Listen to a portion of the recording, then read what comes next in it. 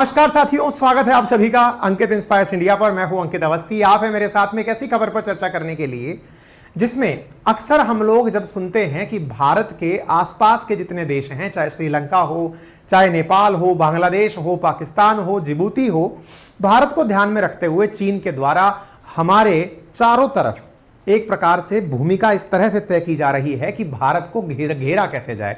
और घेरने की इसी रणनीति को इंटरनेशनल रिलेशंस के अंदर, जियोपॉलिटिक्स के अंदर स्ट्रिंग ऑफ पर्ल थ्योरी कहा जाता है कि भारत को घेरने के लिए चीन द्वारा बनाई गई रणनीति। अब भारत भी उसी की चाल, जैसे उसने किया वैसा ही काम करने के लिए आगे बढ़ रहा है। बढ़ने के लिए किया क्या जा रहा है? जैसे हिंद महासागर में आकर के चीन भारत को पाकिस्तान, श्रीलंका, जिबूती, बांग्लादेश, म्यांमार, इनके माध्यम से घेरने की कोशिश कर रहा है, ऐसे ही दक्षिणी चीन सागर में जाकर भारत चीन को घेरने की कोशिश कर रहा है। और करने के क्रम में आज जो हमने काम किया है वो किया है रक्षा मंत्रालय की मदद से। क्या किया है? हमने वियतनाम को एक बढ़िया सी गोली दागने वाली शिप पकड़ा दी है। गोली दागने वाली शिप बोले तो सही, तो लड़ाकू पानी का जहाज हो गया। बिल्कुल, लड़ाकू पानी का जहाज आज हमने वियतनाम को दे दिया है कि ये रखिए, और अब चीन के मछली मारने वाले जब आए तो मछली मारने वालों को ही उड़ा दीजिएगा। हमने इस प्रकार से सुविधा दे दी है। तो आज के सेशन में जिस प्रकार से भारत के दक्षिण में श्रीलंका तैयार किया चीन ने खुद के लिए, भारत ने चीन के दक्षिण में तैयार कर दिया वियतनाम, और उस वियतनाम के लिए हमने क्या किया जिसके चलते चीन को सही मायने में लग रही है मिर्ची, आज के सेशन में आप जानने वाले हैं। पूरे घटनाक्रम को लेकर आगे बढ़ेंगे, लेकिन उससे पहले सभी चीजों को आप एक बार लोकेशन के माध्यम से समझने का प्रयास कर लें। यह रहा आपके सामने चाइना। चाइना के दक्षिण में चलते हैं तो दिखाई देता है साउथ चाइना सी। साउथ चाइना सी को अगर आप ध्यान से देखते हैं तो यह वाला जो आपको आकार का देश दिखाई दे रहा है, यह है असल में वियतनाम। साथियों, यह जो देश वियतनाम है, अगर चीन के द्वारा दक्षिणी चीन सागर पर अपने कब्जे को दर्शाने का जो तरीका है, जिसे वो 9 डैश लाइन या 11 डैश लाइन के नाम से व्यक्त करता है, वो 11 डैश लाइन में 2 डैश उसके यहां भी पड़ते हैं, यानी वियतनाम और चीन के बीच में भी पड़ते हैं। चीन पूरे इस पानी को अपना बताता है अपने हिसाब से, अपनी डैश लाइंस के माध्यम से। यही कारण है कि आस पड़ोस के जितने भी क्षेत्र हैं उन्हें चीन अपना एरिया क्लेम करता है। बस इसी वियतनाम को, जिस प्रकार से भारत के दक्षिण में श्रीलंका है, ऐसे ही चीन के दक्षिण में वियतनाम को भारत ने टारगेट किया है चीन को घेरने के लिए। और घेरने के लिए किया क्यों है उसका कारण स्पष्ट है कि शी जिनपिंग के द्वारा, यानी ड्रैगन के द्वारा यह समझा जाता है कि ये सारे देश, चाहे फिर साउथ चाइना सी के अंदर होने वाला Taiwan, Philippines, Brunei, Malaysia, Indonesia, वो सब उसी के क्षेत्र अधिकार में आते हैं। भारत इसी को काउंटर करते करते वियतनाम की मदद करने आगे बढ़ चुका है। जरा खबर देख लेते हैं और इस खबर का विश्लेषण कर लेते हैं। जरा देखिए, eye on China, India hand over missile corvette INS Kirpan to Vietnam. यानी भारत के द्वारा आईएनएस किरपान दिया गया है। किसे दिया गया है? वियतनाम को दिया गया है, हैंड ओवर किया गया है मिसाइल कॉर्वेट। मिसाइल कॉर्वेट का अर्थ क्या हुआ? मिसाइल दागने वाली एक शिप सौंपी गई है। किसे सौंपी गई है? तो यह सौंपी गई है वियतनाम को, भारत के द्वारा। आप इधर देखिए, India hand over fully operational worship. यहां पर यह शब्द पर गौर करिएगा। एक जहाज जो कि युद्धक जहाज है, युद्ध में काम लिया जाने वाला जहाज है, वो वियतनाम को सौंपा गया है। आप सुर्खियों के माध्यम से देख सकते हैं। भारत के द्वारा शनिवार को ही, यानी 22 जुलाई को ही अपने मित्र वियतनाम को आईएनएस कृपाण तोहफे में दिया गया था। बकायदा इस सेरेमनी के अंदर हमारी जो नेवी है उसके चीफ एडमिरल आर हरिकुमार थे, और आईएनएस कृपाण को सौंपते समय वियतनाम के पीपल्स नेवी के चीफ भी मौजूद थे, और दोनों ने इस तरह से एक दूसरे को ये सेरेमनी के अंदर प्रेजेंट किया और यहां पर पूरी तरह से इस कार्य को पूरा किया। भारत ने वियतनाम की यह मित्रता, इंडो पैसिफिक विजन को, जैसे चीन इंडियन ओशियन को टारगेट करता है, ऐसे हम पैसिफिक ओशियन को ध्यान में रखते हुए सुरक्षा उद्देश्यों की पूर्ति के लिए इस काम को किए।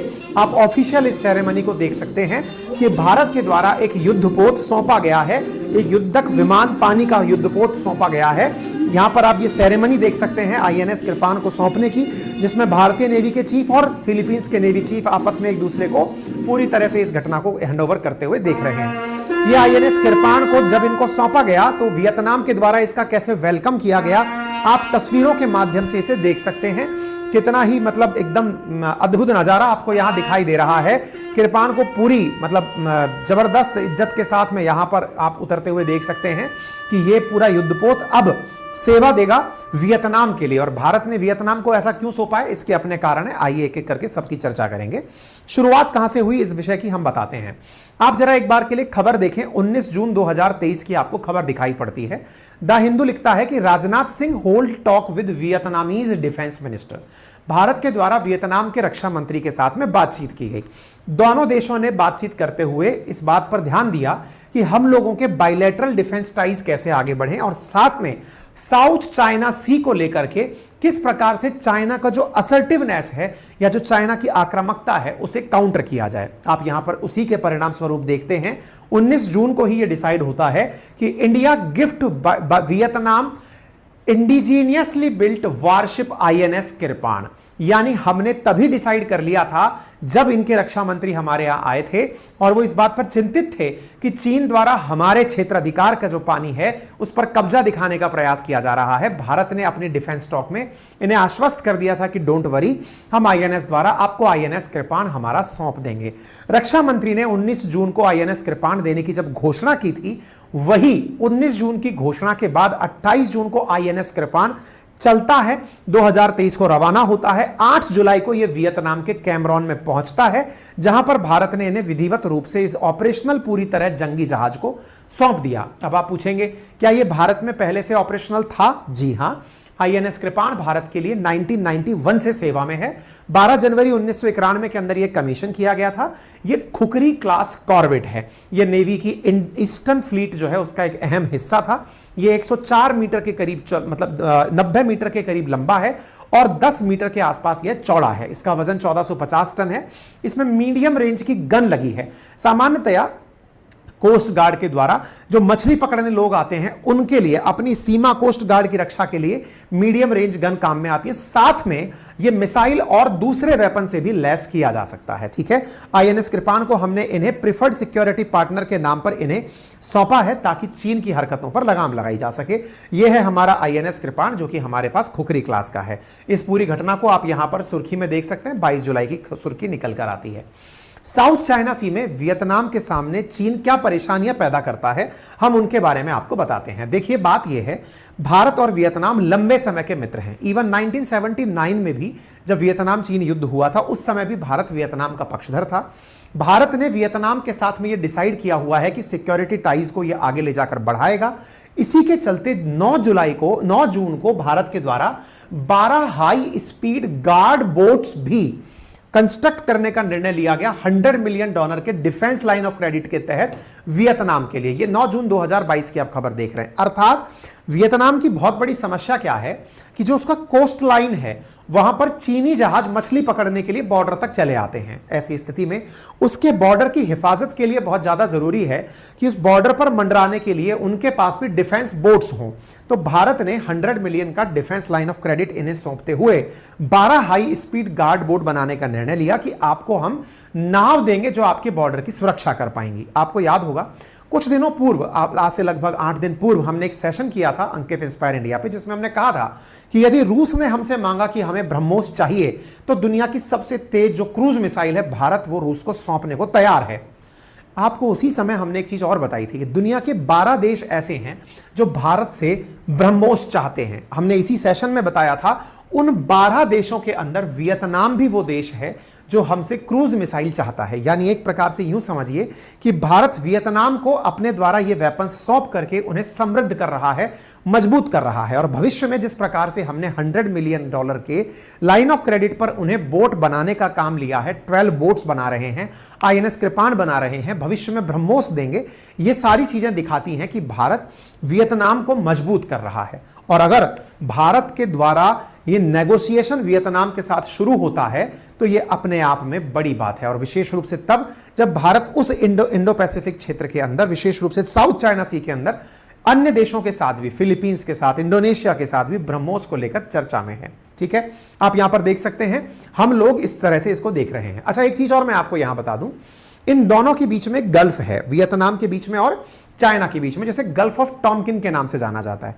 जो 11 डैश लाइन की हम चर्चा करते हैं उनमें से 2 डैश वियतनाम के पास में है। एक प्रकार से आप इसे देखें तो ये वियतनाम के पास में ये जो जगह आपको दिखाई दे रही है ये पहले 11 डैश का हिस्सा हुआ करती थी, गल्फ ऑफ टॉमकिन। सामान्यतः सबसे ज्यादा झगड़े यहीं देखे जाते हैं। और एक चीज मैं आपको बताता हूं, सामान्यतया जो गल्फ एरिया होते हैं वहां पर तेल के बड़े भंडार, गैस के बड़े भंडार पाए जाते हैं।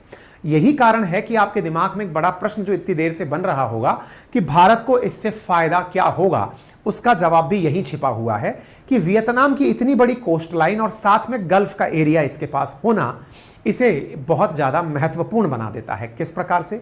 यहां पर प्रचुर मात्रा में तेल और गैस के भंडार हैं, प्राकृतिक गैस के यहां पर भंडार हैं, और उन भंडारों को निकालने के लिए भारत की जो नवरत्न कंपनी है, oil and natural gas company, that is ONGC, उसका एक विंग है जिसका नाम है ओएनजीसी विदेश, वो वियतनाम में तेल निकालने के लिए पहुंचा हुआ है। यानी इन्हीं को ध्यान में रखते हुए भारत के द्वारा अपनी एक कंपनी को काम पर भेजा हुआ है। कहां पर? वियतनाम में।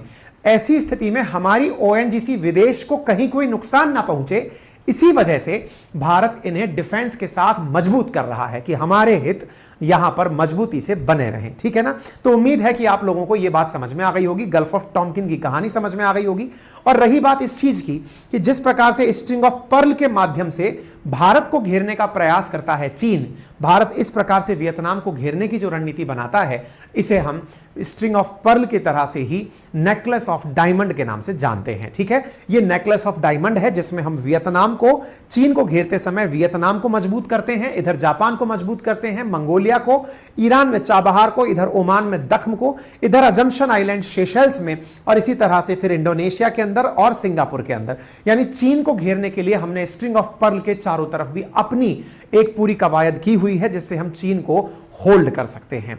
अच्छा, तो अब बड़ा सवाल यह बनता है कि ऐसी स्थिति करी क्यों जाती है? हमने कहा मछली पकड़ने लोग आते हैं। इसका मतलब यह हुआ कि वियतनाम के द्वारा चाइनीज शिप को भगाने के लिए बड़ी मेहनत करनी पड़ती है। आप यहां पर देखें कि चाइनीज शिप, जब वियतनाम वाले कहते हैं कि हमारा पानी छोड़कर चले जाइए, तो चाइनीज शिप जो मछली पकड़ने आते हैं वो छोड़कर जाते ही नहीं हैं और वो यहां पर मंडराते रहते हैं। कई बार आप ये मछली उत्पादकों को देख सकते हैं, वियतनाम के पानी में से मछली पकड़कर आते हैं और यहां से वियतनाम द्वारा कई बार थ्रेट दी जाती है कि चले जाइए, यहां से दूर चले जाइए, पर भाई साहब इनके कान पर जू तक नहीं रेंगती है, ये हिलते तक नहीं है। और इसी कारण से चाइना जो है वो अपने द्वारा जो समर फिशिंग करता है उस पर इन दोनों के बीच में जो टसल होती है उससे वियतनाम और चीन के बीच रिश्ते बिगड़ते हैं। क्या वियतनाम और चीन के बीच में केवल यही एक कारण है जिसके कारण दिक्कत होती है मछली उत्पादन? एक और कारण भी है। क्या? वियतनाम के पूर्व में एक देश, सॉरी पश्चिम में एक देश है जिसका नाम है कंबोडिया। इन दिनों चीन का कंबोडिया के साथ में बहुत शानदार मित्रता चल रही है और यही कारण है कि चीन और कंबोडिया की बढ़ती नजदीकी ने वियतनाम को बहुत ज्यादा मजबूर कर दिया है। कैसे? मैं आपको जरा दिखाता हूं, मैप के माध्यम से समझने का प्रयास करें। कुछ सैटेलाइट फोटोज दर्शाती हैं कि चाइना के द्वारा कंबोडिया में नेवल बेस बनाए जा रहे हैं। जरा तस्वीर देखें, ये चाइना है, इसके दक्षिण में आपको वियतनाम दिखाई देता है और यहां पर आपको यह देश दिखाई पड़ता है जिसका नाम है कंबोडिया।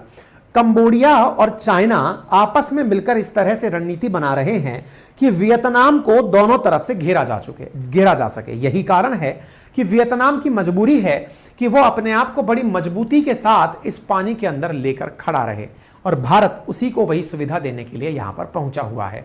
तो इस तरह से भारत करके टिट फॉर टैट की रणनीति अपना रहा है, बिल्कुल वैसे ही जैसे भारत ने थोड़े ही दिनों पहले अपनी सबमरीन आईएनएस सिंधु केसरी को इंडोनेशिया में ले जाकर खड़ा कर दिया था। बिल्कुल वैसे ही जैसे चीन के द्वारा कई बार अपने कई टोही विमान श्रीलंका में लाकर खड़े कर दिए जाते हैं, भारत ने अपनी सबमरीन साउथ चाइना सी में ले जाकर खड़ी कर दी थी।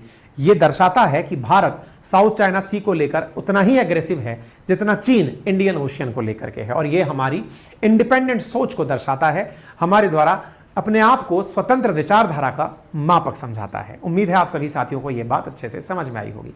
बाकी इसके अलावा आपकी क्या राय है इस विषय पर, उसके लिए कमेंट बॉक्स खाली है, जरूर आप कमेंट बॉक्स में अपनी राय रखें। अंकित इंस्पायर इंडिया पर अगर आप नए हैं तो चैनल को सब्सक्राइब करें। संभवतः आपके द्वारा सब्सक्राइब करने पर हम आज ही आपकी वजह से